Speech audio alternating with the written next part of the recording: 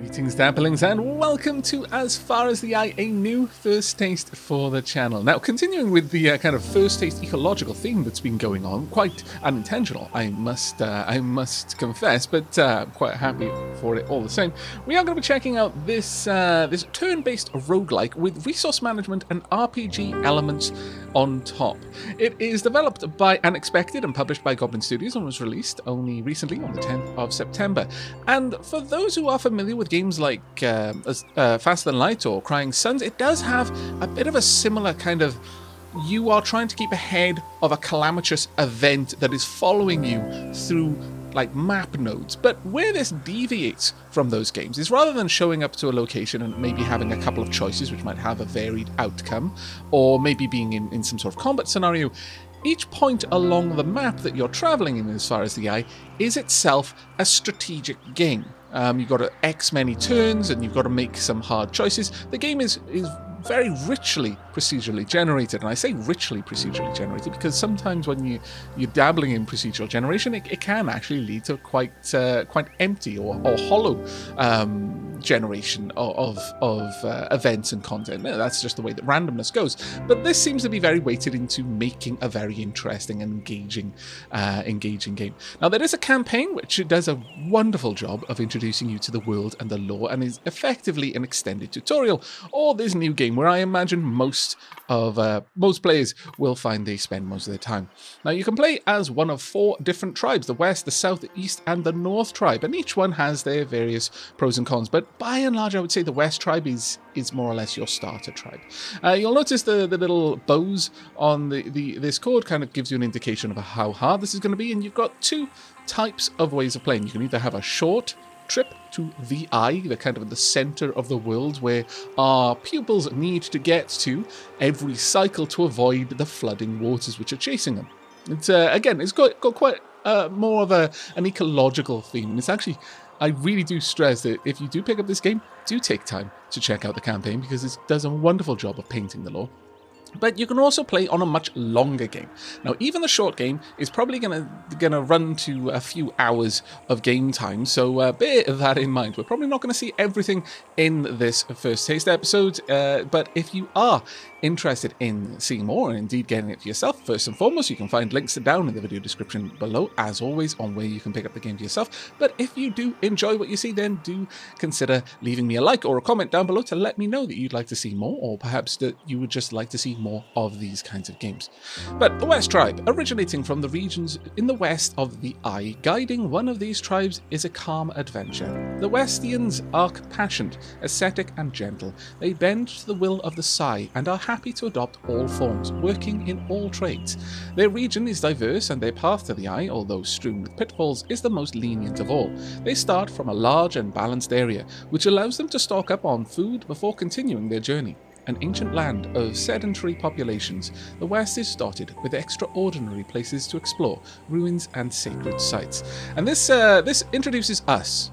We don't play as any of the characters. We play as the Sai, one of the winds, and it is our job to guide the pupils through the world from wherever they begin, their humble beginnings, all the way to the Eye at the central sanctuary for the pupils away from the flooding waters. Though from what I understand, they don't really even perceive the flood as a negative thing. It's just part of the cycle. And the language in this game is just, honestly, it's really darling. The idea of like a turn is a blink, a node on the map is a halt because you halt there. There's a lot of lore in this game for you to explore. But this is the overworld map, and again, those of you who are familiar with games like Faster Than Light will be very familiar with this. Now, this is actually quite a simple branching map, though there are some events which can cause it to get a little bit more complex, but you can see that there are some choices on the route. Similarly, if you've played games like Slay the Spire, you'll be very familiar with this style of navigation. We need to make choices at these nodes in where we're going to go. Now, one of the first things you can do is you can have a look at the resources that are going to be required to leave the node you're on. You only have a certain amount of time to do that. The second thing to take in is the size of the location. So for example, this is a medium rainforest, whereas this is a big sacred lake. The type of halt will dictate the type of scenery and some of the more rare scenery that will be there. So for example, a sacred lake is likely to have some more sacred sites in it than a rainforest might have. Over here we've got a medium rainforest, over here we've got a big sacred lake halt. No, is this a big sacred lake? Oh no, this is from big sacred lake to big ancient forest, and this one is small ancient forest. So an ancient forest is likely to have remains that you can explore, so on and so forth. We can't see the cost from moving from the next halt to the place beyond it. We can't see that many steps ahead, but there are ways to even unlock that. But the first thing to consider is what you're going to need to move from one place to the next. As initially, especially with the West Tribe, we're going to have access to more or less everything, but later on it will come down to what we reasonably think we can get from those lands and what kind of specialities our people have to get it. So to get to the medium rainforest, we just need ore and someone who's a level 2 gatherer. That's going to be very, very easy for us to reach. To get to the big sacred lakes, however, we're going to need a decent amount of wood. Again, very easy. Stone, fairly easy. And spices. Now, the spices are a bit of an interesting one because you kind of have to go out of your way to gather that, whereas everything else, you're probably going to be gathering that in abundance anyway. But with all of that said and done, I think we're going to try and go for the big sacred lakes because a nice big halt will have a lot to explore. But let's go ahead and check out our balanced halt. Now this is the Fog of War, and this right now are our people. It's our people's caravan, Odom, the caravan. They travel around on enormous beasts of burden, and I love the aesthetic here. It's honestly so beautiful. Just that massive pack hammer just plodding along through the world, and other resources being brought along by balloon. I think it's absolutely wonderful. Now we're going to want to take up a little bit of time. Odom here is our caravan, and once we settle Odom down, that's it. We start. We have to start out from that location. We can't encourage Odom to pack up and start moving again until we are leaving the halt. So you do have to take a bit of time to make sure you've got a good spot for it. Now there are other considerations as well. While our pupils, of which we have 3, are on Odom, they are eating 2 food per turn. Once they are deployed, once they're actually in the world, they're going to eat 6 food per turn. So there is some resource strategy. There's an economy of your food there to consider. But I think it's probably wise for us to have a little bit of a look around now. Odom has 2 moves per turn. There's a lot of information here. We've got the flood all the way over here, and it's in 197 turns before this part of the world gets flooded. So this is our caravan. This is the flood. As it approaches, the world is going to start getting a little bit more interesting. Now, I can already see that there is an aura around here, which is protecting these lands. Now, I could go around this mountain, which would be the wisest move, because it takes a lot to move through the mountain. I don't even think Odom here can actually traverse mountains, at least not without some upgrades. But Odom can see 2 tiles away and can move 2 tiles per turn. Obviously, moving through a jungle costs a fair few points of travel, but let's go ahead and do a little bit more searching around. In these plains, Odom can move quite far, which is actually quite good for us. If we move up there, we'll get another bit of a look. Now, there is something to be said about... we've uncovered some remains, have we? Okay, that's a bit of a place that we can explore.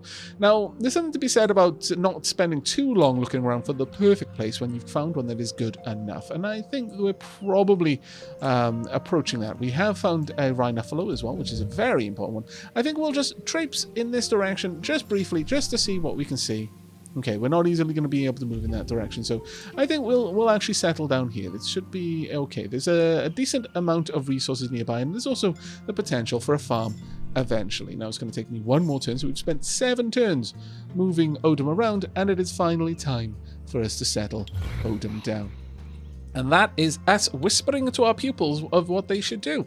These are our pupils, and each pupil is different. There is a fair bit of RPG in this. So let's start with the people with the beautiful, rich purple bows. Nyonyuku. Now, Nyonyuku has an Enedian trait. All pupils have a random assortment of traits. Some can be positive, some can be negative. Now, this one is actually a particularly good one. When they're not doing anything, this pupil doesn't consume food. That isn't even true when they're in the caravan. They consume a certain amount of food, but this pupil eats nothing when they're not doing anything. That is actually a very, very potent trait indeed. Now, our next pupil with the black bows is Zamiri. And Zamiri is self-taught. This pupil gains 20% more experience points when they're doing a task. And on the topic of experience points, here is the trade wheel. This is where experience points get spent. When pupils perform a task, they metamorphose into a different type of animal that is better suited for that task. Builders become birds, for example. Gatherers become red pandas. Growers, which tend with farms and domesticating animals, so domesticating nature in a sense, they take on the form of a domestic animal. So I think this is more of a new, perhaps, and then becomes a ram later on as they specialize further. As they do tasks, they gain experience in that task until they have completely learned that part, and then they start learning the next one. These bonuses apply when they're doing that task. However, once they have proceeded down the skill tree far enough, they can decide to specialize. Now, this usually involves them working from a building.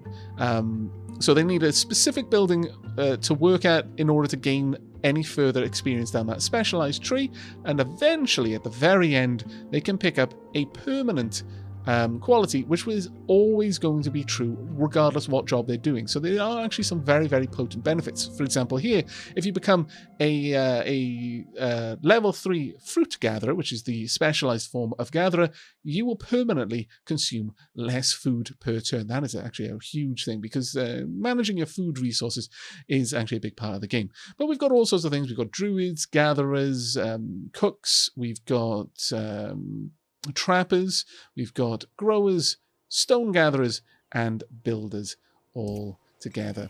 Now, finally, we've got Baul, I guess, with the orange bows. Now, Baul, it has the resurrection perk.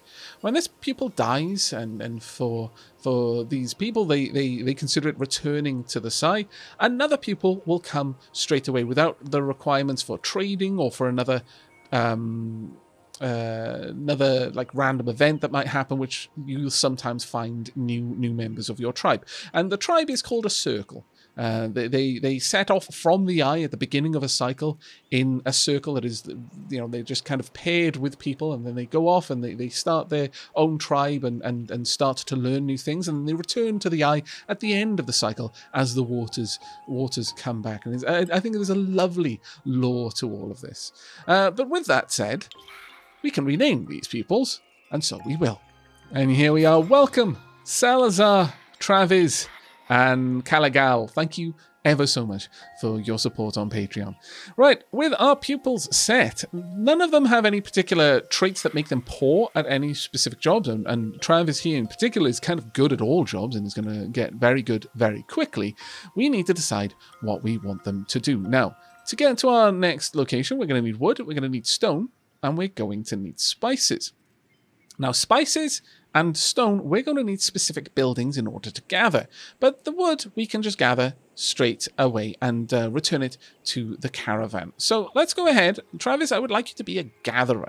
Now, you're going to learn fairly quickly at that. Salazar, I kind of want you to be a gatherer as well, if I'm perfectly honest. But for now, well, actually, yes, we'll go down the gather tree. Well, you can start grabbing some pepkins. Pepkins are pretty much on every map. All the other food types, not guaranteed. But pepkins, as far as I'm aware, are always going to be present. So that's a good one to remember. Now, your tribe can just eat pepkins raw. They cannot eat fish or meat raw, nor can they eat cereal raw, but they can straight up just eat pepkins. However, if you cook any of the base foods into something better, you're going to get more bang for buck out of it. Maybe you'll use 20 pepkins, but you'll end up with 30 rations, and they eat the same amount of raw resources as they would of a ration. So it's generally better to prepare your food where you can. Further to this, let's go ahead and grab some extra wood. Now, everyone, honestly, I think being a good gatherer is generally a good move, no matter what the pupil's focus is, because there are some nice abilities down the gatherer tree. And at the start of a halt, you're always going to want to do a fair bit of gathering. We're going to allow them to do one more full round of harvesting trees and just passing time down here. You can also do that with space if you prefer the hotkeys. But now that we've got that, Calagal, let's think about what we're going to build. Now, we are going to need stone to get out of here. That means we're going to need a quarry. Now, there are two types of buildings that you can make. You can make a static structure. Now, this is going to be here, and it's going to be left here when you leave, and it's going to be flooded when you leave. So anything you do with this structure, if you further upgrade it, is going to be lost at the end. But they're very cheap to make, typically. Or you can make a floating structure, and a floating structure can be packed up and brought with you. So there is definitely worth in having floating structures, but typically they require resources that you can only get with other structures. So the first ones you build are usually going to be left behind no matter what. We're going to just go ahead and grab a main quarry. Now, one problem that I can see straight away is that these stones are protected by this aura. That is going to be awkward for us. Very awkward indeed. We're not going to easily be able to gather this. So what we may want to do is instead have Caligal go ahead and explore the world. Maybe just find out. Now, Caligal's site is less expansive as our camp's site is, as we can't even see our caravan's name anymore. Oh, that makes me so sad. But the caravan can see 2 tiles away, but a pupil can only see 1. So bear that in mind. But we're going to continue to explore out a little bit, see if we can't find a good source of stone somewhere. Now, we're gathering a decent amount of wood as we go. Another aura has been discovered. That is unfortunate. We have got some remains. This aura can go away, and we've got some remains over there. I'm not liking this, though. I'm going to be honest with you. Well, let's have a quick look. To gather the spices, we're going to need a dispensary. What does a dispensary require? It needs ore and wool to make a floating dispensary. And honestly, I think that's going to be well worth it for us to go for. Now, we could get the ore down there if we particularly want to. There's some ore in this hill, and that may be worth grabbing. Or let's go for a pasture and just build that up straight away, and we can start gathering the wool that we're going to need. And I think that's probably wise. Now, there's 2 peeps there. There's 2 peeps here. We would lose the spices if we built there, but I could build on the farm instead, and I'm kind of inclined to lose the spices. If we build structures close together, then they'll get a proximity bonus. So let's go ahead. We're going to lose the spices there, but there's plenty of spices on the map. So you go ahead and you do a little bit of building for us.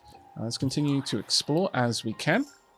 The students have a certain amount of movement points, and unfortunately moving through the mountains has basically drunk all of Caligal's movement points on the last turn.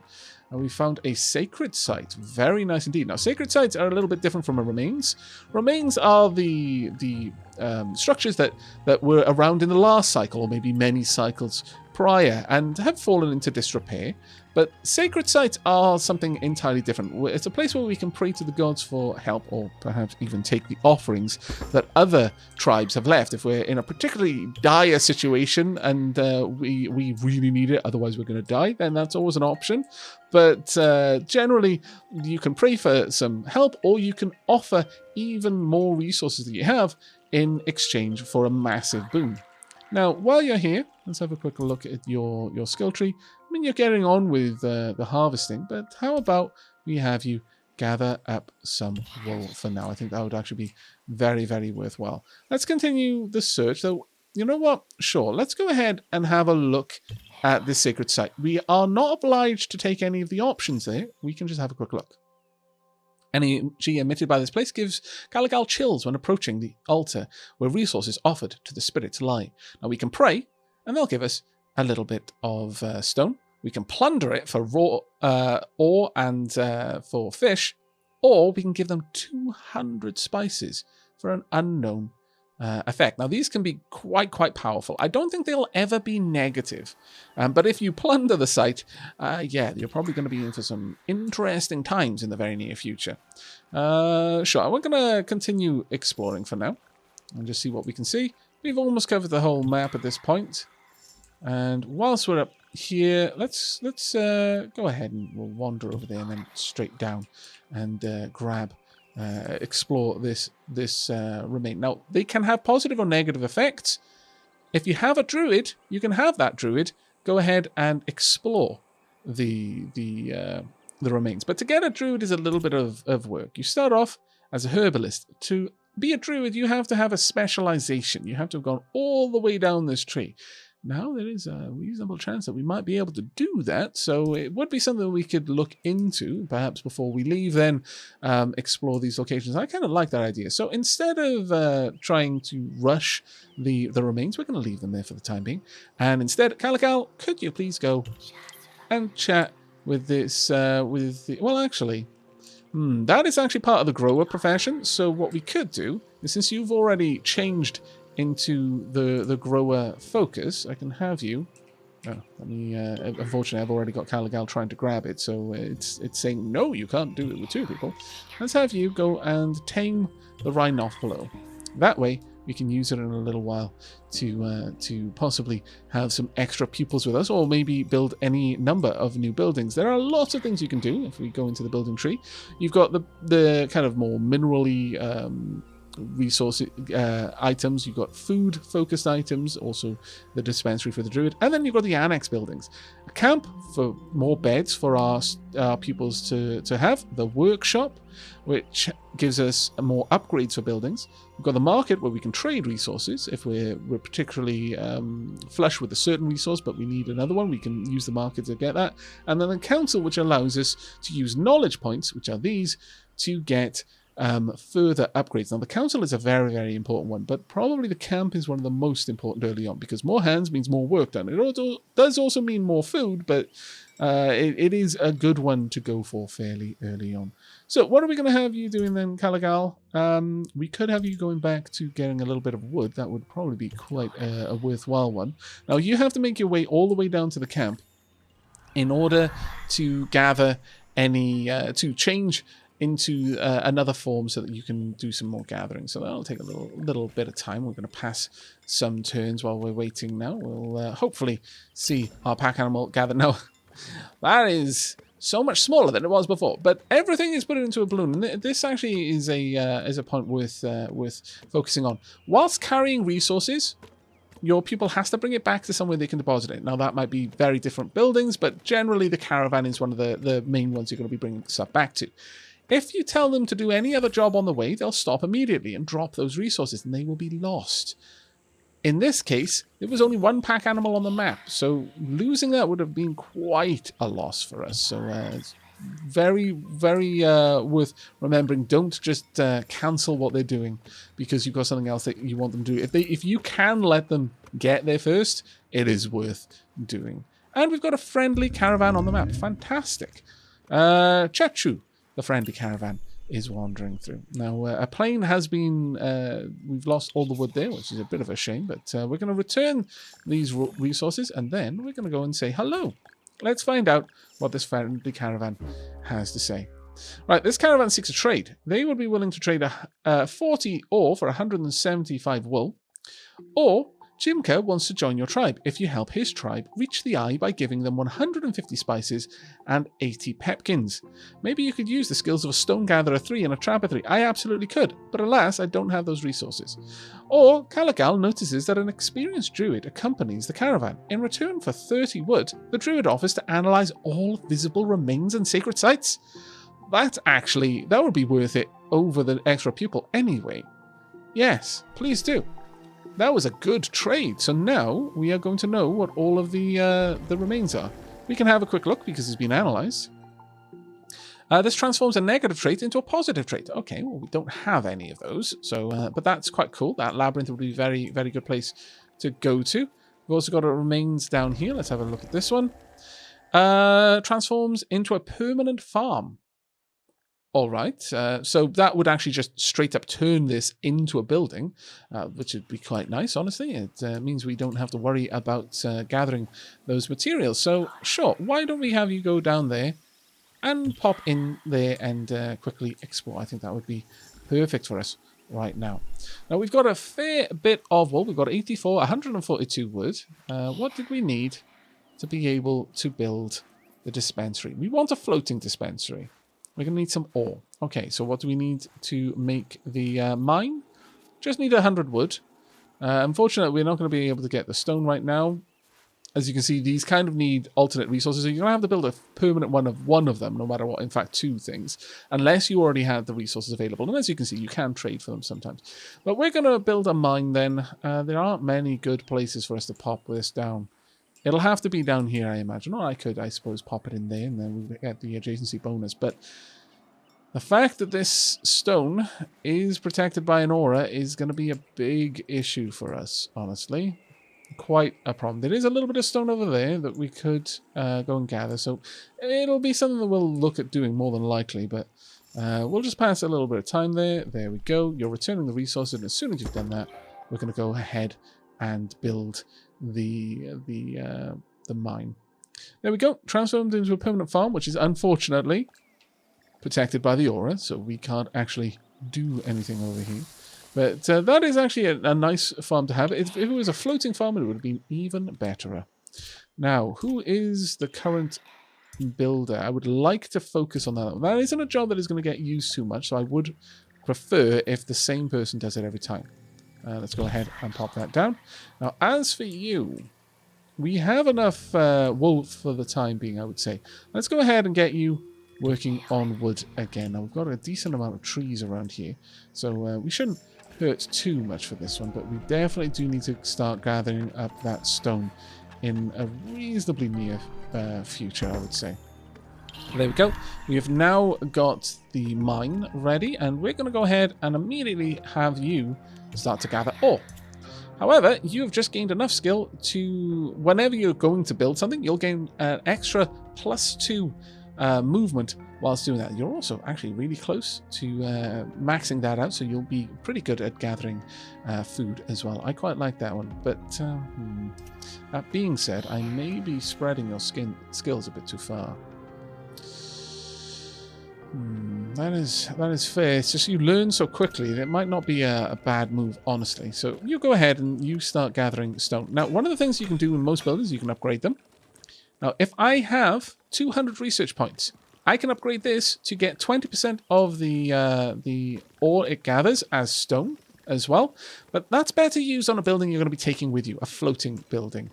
So we're going to go ahead and not drop that down right now. But if we couldn't have found that stone up there, I would have had to. There would have been a way to get stone, but it would have been a little bit of a pain in the bum to do, to be perfectly honest.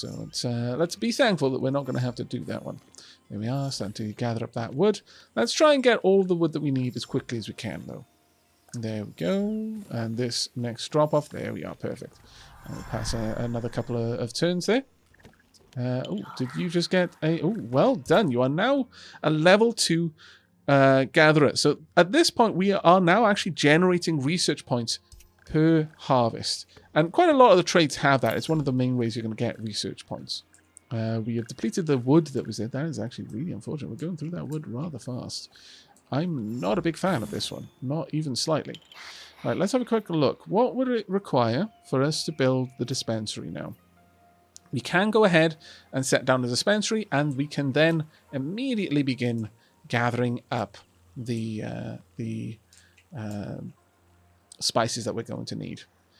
Alternatively, I could build a sawmill, and I could also build a floating one of these, because we're always going to need wood. It's one of the primary building resources, but the dispensary is something that we are going to need fairly quickly. So let's go ahead and drop this down. Now, I've got a couple of places I can put this, but I would like to benefit from the proximity bonus, so these peeps can go elsewhere. It's fine. It should be okay for us. Now, Travis is off to become a builder. We'll have to change at the camp and then head on back out. If we have a look at Salazar, you're currently returning resources, and Caligal is going to work. Now, we are going to want the stone mine, the quarry, fairly soon. We can already build this, but I would prefer not to spread out the building points. I'm going to leave you working down here. I'm thinking Caligal can actually start work as a druid, honestly. So with that done, let's go ahead and have you go and build the quarry for us all the way up here. In fact, we're going to just plonk this down over the seagulls there, so it's nice and close and we can gather that stone pretty fast. And in fact, once we do that, Travis is immediately going to start gathering stone, because Travis is already starting down the stone and ore gatherer route anyway. And this may actually get Travis up to a level 2 builder. This Pupil repairs twice as fast, 20 HP per turn instead of 10 HP. That would actually be a very nice one.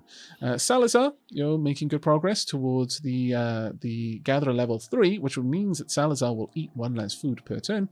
And Caligal, you are actually making reasonable progress there as well, to be perfectly honest. But at this point, I want you to start working down the herbalist route. You can now analyze sacred sites. That will actually be quite nice. So you only need a herbalist for that one. But we need the druid to be able to placate auras.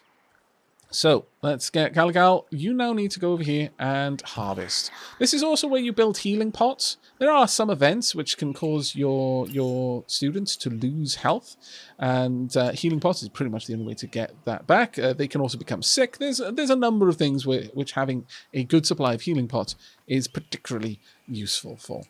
Now, the auras. Auras are effectively nature trying to protect itself. It needs to be convinced that our pupils aren't here to cause any ill towards nature, and they'll only take the resources they strictly need before they move on. They're basically making a promise to nature that they're not going to leave the place in a worse state than they found it, effectively. And at that point, the aura not only dissipates, but it actually gives a harvesting boost within its radius. But this doesn't last forever, though you can later on. I've been passing turns there without gathering any stone. Oh, bad me. But later on, it can actually be used to... you can actually permanently soothe an aura, but it requires a fairly high level of druid to get to that. Although it may actually be a different skill altogether. Let me just have a quick look. Yeah, there we are. Actually, it's the first level. Interesting. You have to make a choice at each of these levels. So we could either permanently soothe auras or analyze remains. I would probably go for analyze remains if I'm perfectly honest. That one's actually a pretty important one, all things considered. Now, right now we're just gathering loads of spices, and we're probably going to allow that to continue, at least until you're up to the point where you've gathered all of these spices. Then I'm going to have you switch over to working in the hut for a little while. Now, as you can see, we are starting to gather a nice amount of pepkins, which is going to be very, very important for us, but we will get to building up a cook spot fairly soon, I would imagine. I'm going to allow them to pass an extra turn or two. Just bring back one more load of stone. There we go. Right. I would like to see... Well, since the dispensary is actually going to be floating with us, we can increase the amount... With enough wool and wood, we can actually increase the amount of knowledge that we're generating just from being there. But right now, the main thing I would like to do is start turning some of these pepkins into rations. That is going to require a food building, and it would be... a bakery. Now, a bakery is going to take a bunch of stone and a bunch of wood if we want to make it permanent, but I would really like to have a floating bakery. That's always going to be useful. The other one is a harvesting hut. A floating harvesting hut is almost always going to be useful because pepkins are always available to you. In fact, I might go ahead and build that right now, and so that would allow our pepkin gatherer to start specializing in fruit gathering. How close are you to that? You're actually fairly close to that. That would actually be a really, really good move. All right, then. Well, let's go ahead and have Travis build a floating harvester's hut. And we're going to pop this down right there in amongst all of these pepkins. That is going to be perfect for us. There we go. You have now become a level 1 herbalist. Now I want you to just work in the hut for a time, making potions. Now, this is going to take 20 pepkins and 20 spices per turn, and it can happen every turn, so it's quite a potent ability, that one.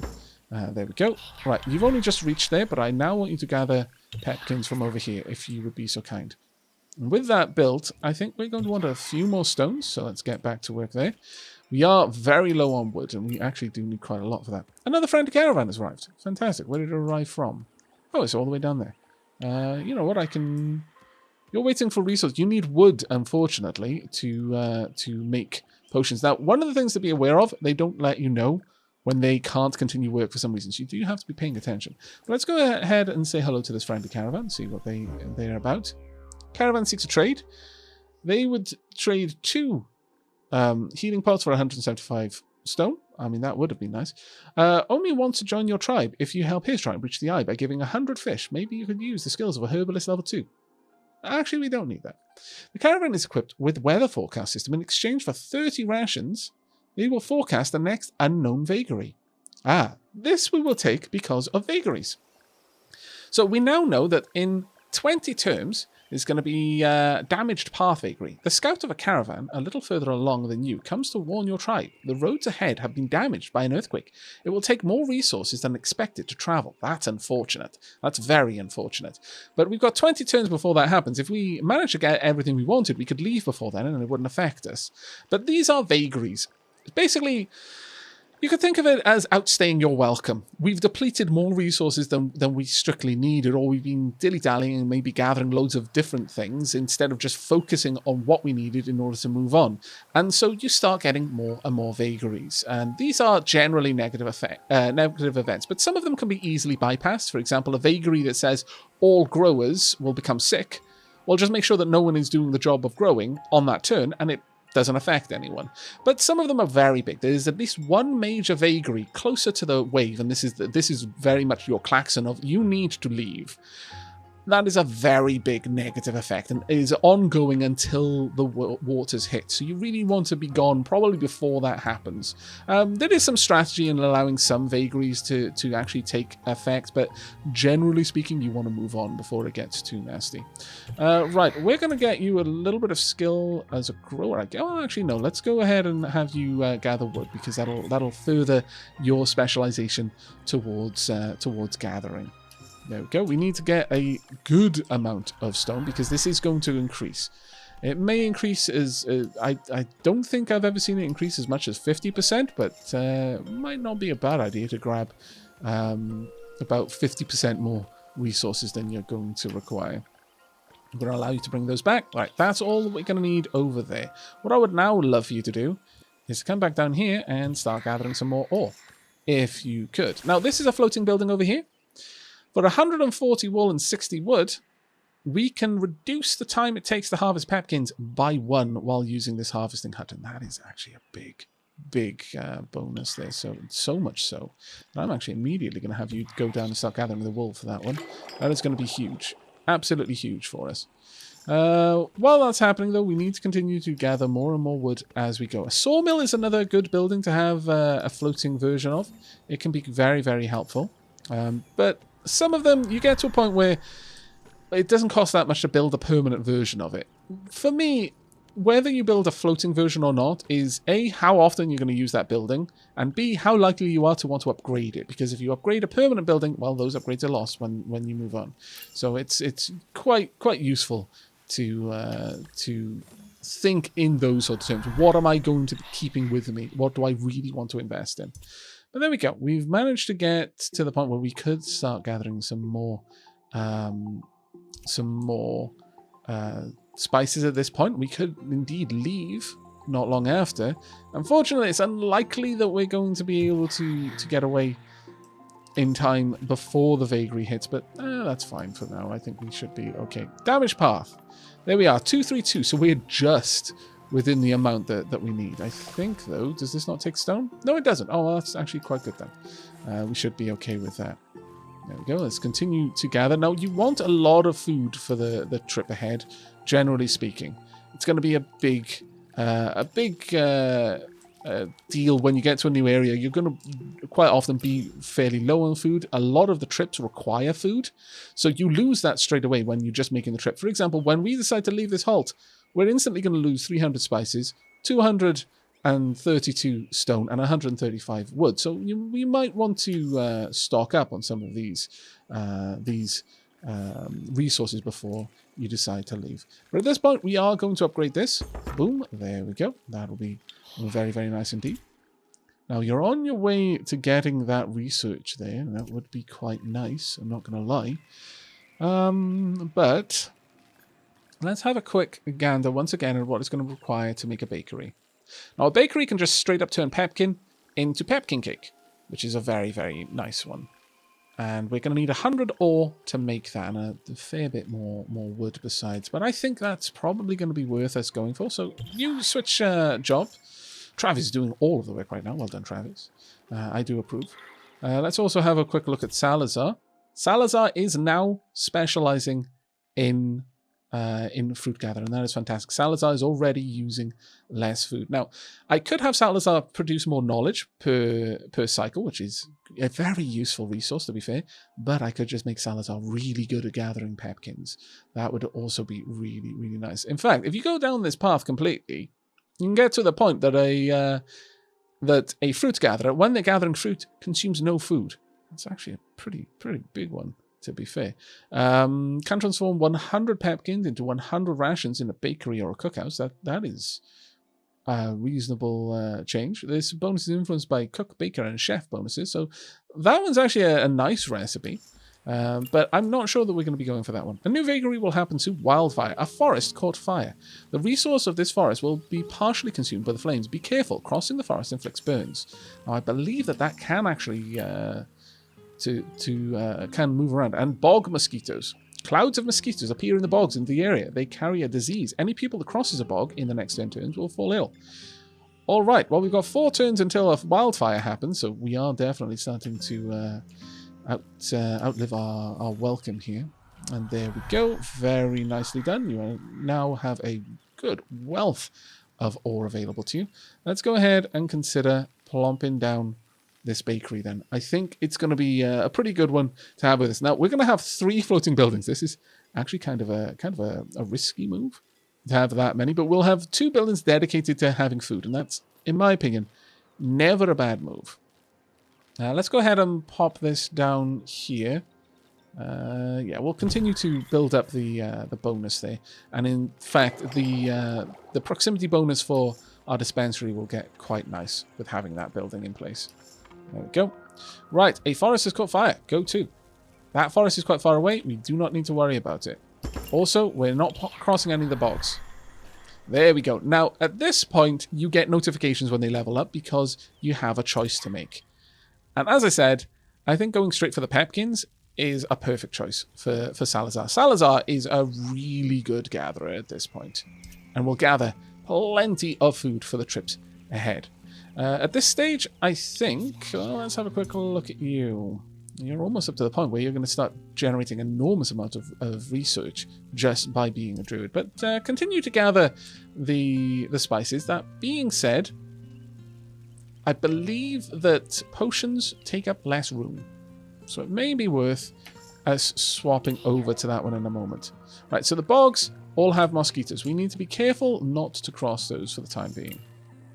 A new vagary will happen soon. Humidity. Now, this is the major vagary. The air is heavy with humidity. Forests become jungles. Crossing a bog or a jungle makes a pupil unwell. Unable to dry fish or meat, pupils have stopped harvesting them. Very well. This is important for us to know. With that, we're going to need a little bit more wood gathered. So I'm going to have you quickly gather some trees. And at this point, I'm sorely tempted to have you actually jump into some cooking as well. This may be a worthwhile course for you to take. Those rations are particularly nice. Now, you can turn cereal into bread at 20 to 36 ratio, or fruit puree, you can turn 20 pepkins into 34 rations. So go ahead, because they'll eat the same amount of rations as they would raw pepkin. It's just they're getting more out of the rations. So it's generally a better option for them. There we go. Now, what kind of bonuses can we have here? All baker's recipes are unlocked for all pupils working in this building if we spend 200 research and 80 wood. And the second upgrade is plus 20% production of rations if 2 pupils are working in the building. Now, that's actually quite a nice one. A very nice one indeed. And these floating buildings can be repacked and moved around as you like. But right now, all we need is to gather wood. How many turns have we got? We've got 39 turns until the vagary arrives. So we should be okay, I would say. I don't imagine that we're going to have too much trouble getting all of the wood together that we need. Let's continue to gather everything together. The nice thing about the single buildings like this is because while they're working there, there's no travel time. So they can gather a lot of experience very, very quickly. And we can see now that we're actually starting to build up a huge amount of knowledge points as well. We can go ahead and consider spending some of these. Right, so with this amount of knowledge points, we've actually got a lot of choices. We can have gardens. The pupils tend small gardens on the back of the caravan. Pupils begin each halt with 200 rations. That's very nice. Distribution. So this is all logistics. Reduces the size of stacks. We'll get to that in a moment. Towards the end of each game is like a Tetris minigame to bring your resources with you, which is actually pretty cool. Optimization increases the amount of resources in resource stacks by 25, and you can do that 4 times. Higher, the structure of the caravan is raised. The caravan obtains an additional stock line horizontally. The structure of the caravan is made wider. Pupils have their own backpacks, which is actually quite cool. You know what? I think we're going to take that one because one pupil would be able to carry quite a lot. Or Flying Beast. A little imagination and a new balloon, and a few balloons later, this caravan seems much lighter. The caravan ignores all movement point penalties except that of mountains. That was actually quite nice because you'd be able to explore very, very efficiently early on then. Multifunction. Pupils can harvest resources normally only accessible from a building with the caravan. Harvesting a resource from the caravan does not grant experience in the expert traits. Now this is a huge one, because that would mean that we could just harvest like meat straight into the caravan. We could harvest spices straight into the caravan. That one is really good. And yes, it does mean that you won't get experience for doing it, but if someone was a master at that anyway, and they weren't going to get any more experience, it wouldn't matter. Soothing Beast. The caravan is soothing to auras. When it's installed next to an aura, the latter is soothed for the halt's duration. That one's actually pretty good. Natural Connection. Pupils connect their spirits to resources of their choosing, so that the resource's location is revealed as soon as they arrive on a new halt. So you can sort of see through the fog of war. Hill Adaptation. Pupils adapt their techniques for installing the caravan. The caravan can be installed and the appendices can be deployed on a hill. Zeal. The pupils harvesting resources from the caravan gain +1 movement point. Extra room. Pupils cobble together a small cozy nest that can accommodate an additional pupil in the caravan. Also, we've got Jungle Adaptation. So the caravan can be installed in jungles, so basically on forests. Seduction. The caravan is particularly flirtatious and can instantly tame a pack beast. Or Vision. The vision acuity of the caravan is increased. The range of vision of the caravan is increased by 1. All of these sound amazing, but I think multifunction is probably the most amazing of all of them. Oh, I have to choose. Okay, that's an interesting one. All right. Not having to grab a pasture is a pretty nice one. Okay, we're gonna pick that one. So the caravan can now harvest wool from peeps without needing a pasture. That's actually going to be quite a useful one for us. Now we are using up wood to make resources, so we're gonna probably have to start thinking about curbing the amount that we're gathering. New vagary will happen soon, the eclipse. As people spend another hard day harvesting and exploring, a moon passes in front of a star and a shiver travels the plains. When daylight returns, the tribe finds that soothed auras are protective again. That won't hurt us too much. We're not actually trying to soothe the auras in this halt, so we should be fairly good with that one. Oh dear, we've just emptied out that resource there. A little bit concerned about that. A little bit concerned, but we are now 10% more efficient while cooking, which is actually pretty awesome. Salazar, you're continuing on your route there. Travis, you're getting a little bit better at harvesting, but I fear that we may be consuming this a little bit faster than we want to. So let's go ahead and start gathering some lumber. We'll gather it from 2 separate locations just to make sure that we can get out of here. So now, oh, wait. Now you're trying to gather from there. I do not want you doing that. Don't go. Oh, actually, is the bog okay now? Oh, yes, the bog has actually returned to normal. Never mind then. You can go wherever you want. For a moment there, I was quite concerned. Boredom in 6 turns. Bored and sad not to be practicing a trade while coming into contact with the spirits of nature. Each people not working in harvest, production, or construction becomes ill in 6 turns. Hopefully, in that time, we can actually leave. We will see. So, harvest, production, or construction becomes ill. You're harvesting. I would have to time it to make sure that they're going to be avoid being ill. How many turns? We've got 2 turns there and then 2 turns back. How much are you carrying? 45. We will be able to leave. Okay, I think we've outstayed our welcome here. It is time for us to leave. Let us go to the map. There we go. We can't go down here because we don't have the ore, but that would have been an option. Instead, we are going to the big sacred lakes. And it is time for us to move. Now, this is the overall screen that we have available. Actually, before we do, thinking about it, do we have enough to give someone a backpack? We do. Perfect. And that reduced some of the wool that we're going to be carrying with us. There we go. So now one of our pupils has a backpack and we've got extra room. This is what I meant with a Tetris minigame. All of the resources have a different shape that will be used in this map. In fact, we're just going to straight away put that down in it. You can't rotate them that I'm aware of. Everything has a certain amount of room that it needs, including the buildings. Now, this is where you have to start really making your mind up about what you want to bring with you.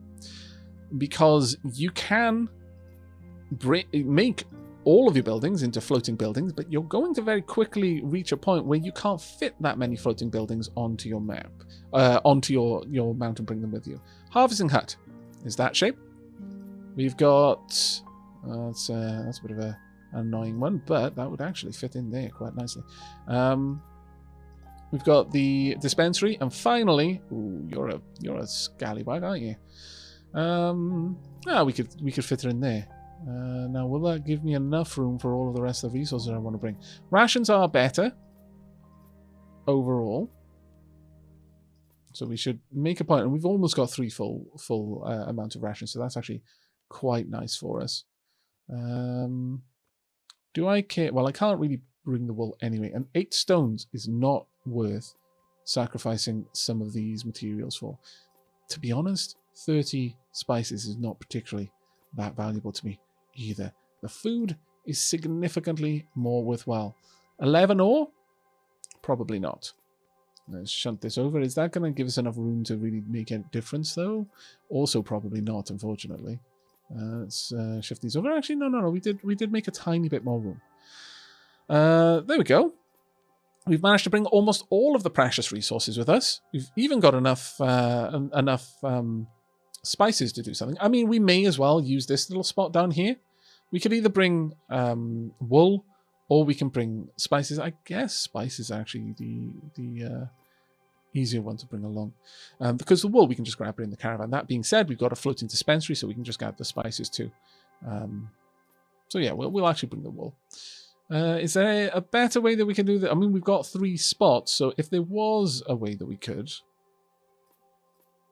And I think I can already see one slight improvement there, but we still end up with 2 spaces by themselves. Is there a way that we can shimmy these into position? I don't think there is. I think we're just going to have to accept that we can't bring a last little bit of this. At this point, well, actually, bringing bringing the rations... Because 100 pepkins turns into more than 100 rations. So, considering we've got the bakery with us, actually better for us to bring the pepkins. I hadn't really considered that one before, but that does make some sense. Though, that being said, it also requires wood, so... we'll bring along that. We just won't take the partially full stack of rations. But that is one of the things you need to bear in mind. Our buildings take up a lot of room. So every extra space that you can add to the camp is a massive, massive improvement for you and allows you to bring more and more resources. Definitely getting a horizontal space would be worth it because that'll give us an extra how many is there? 8 tiles, and then a vertical space will give us enough rows to bring 3. On the new row would give us enough space to bring 3 extra food packets, which would actually be quite nice. But I think with that, it is time for us to leave. So let's go ahead on to the next halt. Now, from this halt, we can see what we're going to need to move on. A gatherer 2 and some wood. That's actually really nice. Or just a lot of knowledge points. Wow, okay. That is interesting. Okay, Wave the Beaver, the Path of Wisdom. Over here, Tundra, Worker's Way. Now, Tundra is going to probably mean we need a lot of food, because crossing the tundra, there won't be as much opportunity for us to gather food. So we're probably going to want a lot of food in both of these. This one, the Worker's Way, that one is likely to involve us having to have specific trades. I'm thinking the big ancient forest halt is the one that we're going to want to go for, and for that we're going to need a lot of wood. But looking at the time, I'm afraid it's getting to that point. Look at all of these sacred sites. Oh my lord. They weren't joking. So many sacred sites here. My goodness. But Odom will be able to carry us through these plains. Well, I mean, slowly. There's lots of weird paths we need to go, but this is actually a very large halt. We will be able to gather quite a lot of resources here. There'll be lots of wood because it's a forest, but look at all of these sacred sites.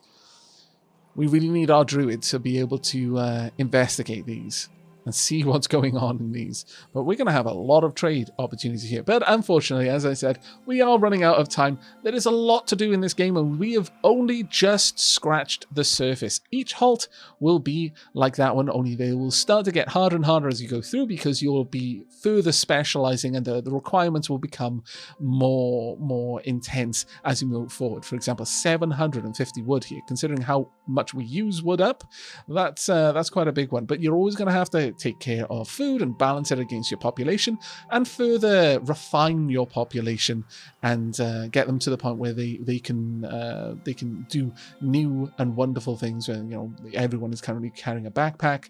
We're working on trade, and the council building actually adds a lot of interesting further knowledge upgrades that you can get over here, as you can see. All sorts of things. One for all, for example. Pupils discover the benefits of fasting, and each turn a pupil decides not to eat.